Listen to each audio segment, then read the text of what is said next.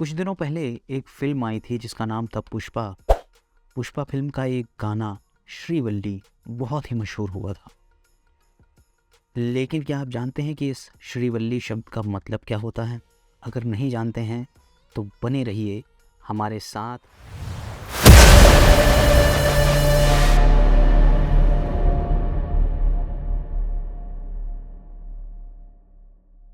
नमस्कार, मैं अमन Sharma vocal news में आपका स्वागत करता हूं और इस दंत तथ्य के ख़ास एपिसोड में मैं आज आपके लिए लेकर आया हूं श्रीवल्ली शब्द की ऐतिहासिक उत्पत्ति का सच।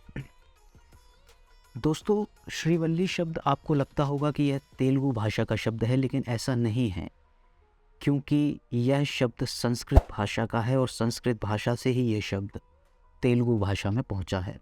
तो आइए जानते हैं इस शब्द का मतलब क्या होता है। लेकिन उससे पहले आप हमारे इस चैनल को सब्सक्राइब करें, इस वीडियो को लाइक करें, शेयर करें, कमेंट्स करें और ज़्यादा से ज़्यादा लोगों तक पहुंचाने का प्रयास करें। तो आइए जानते हैं श्रीवल्ली शब्द का मतलब। दोस्तों, संस्कृत भाषा में एक शब्द होता है वलय। वलय का मतलब है मोड़ या घुमाव। किसी परिचर्चा में या किसी लंबी कहानी में जब कोई हिस्सा खत्म होता है और दूसरा हिस्सा शुरू होता है, उस पड़ाव बिंदु को या उस मिलान बिंदु को वलय कहते हैं, जहाँ पर कहानी या चर्चा एक टर्न लेती है, घुमाव लेती है। ये कहलाता है वलय। इसी वलय शब्द से संस्कृत में एक शब्द बनता है वल्ली। वल्ली अध्याय को कहते हैं। इस वल्ली शब्द का सर्वप्रथम उपयोग हमें कठोपनिषद में मिलता है। कठोपनिषद में वल्ली अध्याय को कहा जाता है या चैप्टर्स को कहा जाता है। उदाहरण के तौर पर आप जैसे देखते होंगे, संस्कृत में बहुत सारे साहित्य हैं जिनका विभाजन कांडों के आधार पर किया गया है, उनके अध्यायों का विभाजन। जैसे आप वाल्मीकि रामायण पढ़ें या रामचरितमानस पढ़ें तो यहाँ पर आपको कांड मिलेंगे, बाल कांड, अयोध्या कांड और आदि आदि। इसी तरह से महाभारत का विभाजन पर्व में किया गया है, आदि पर्व, वन पर्व, उद्योग पर्व।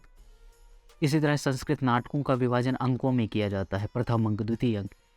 ठीक उसी प्रकार से कठोपनिषद का विभाजन वल्ली में किया गया है, अर्थात जहाँ पर एक चैप्टर खत्म होता है और दूसरा चैप्टर शुरू हो जाता है। अतः इस तरह से इन अध्यायों को वल्ली कहा जाता है। इसी वल्ली से या वलय से एक और शब्द बनता है त्रिवलय। त्रिवलय का मतलब होता है ऐसा पुरुष जिसके पेट में 3 रेखाएं होती हैं, या आज की सामान्य भाषा में हम जैसे कहें, जैसे 6 पैक्स या 6 एब्स होते हैं, उस तरह की 3 रेखाएं होते हैं, उसे त्रिवलय कहा जाता है। रामचरितमानस में तुलसीदास जी ने भगवान राम को और भगवान विष्णु को त्रिवलय नाम से संबोधित किया है। इसी से एक और शब्द बनता है त्रिवल्ली। त्रिवल्ली शब्द का प्रयोग स्त्री के लिए किया जाता है।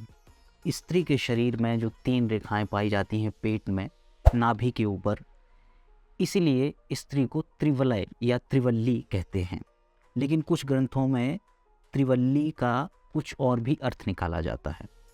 दूसरे ग्रंथ कहते हैं कि स्त्री के शरीर में 3 वलय होते हैं, इसलिए स्त्री को त्रिवल्ली कहा जाता है। ये 3 वलय कौन कौन से हैं? पहला स्तन भाग का वलय, दूसरा कटी भाग का या कमर का वलय, पतला हिस्सा, और तीसरा नितंब भाग का वलय। ये 3 वलय स्त्री के शरीर में पाए जाते हैं, इसलिए स्त्री को त्रिवल्ली कहते हैं।